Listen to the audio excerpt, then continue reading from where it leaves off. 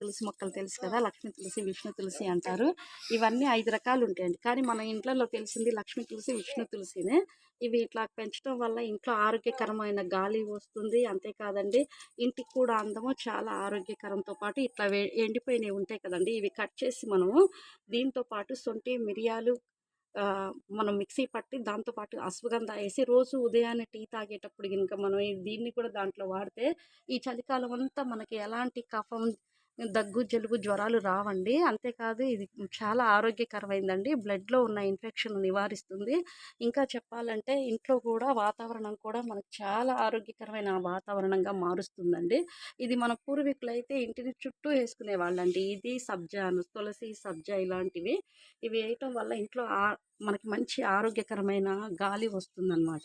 మీరు తప్పనిసరిగా మీరు ఇంటి చుట్టూ గూడా ఇలాంటి తులసి మొక్కలను వాడండి. వీడియో నచ్చితే లైక్ చేయండి, షేర్ చేయండి, సబ్స్క్రైబ్ చేయండి. Thank you.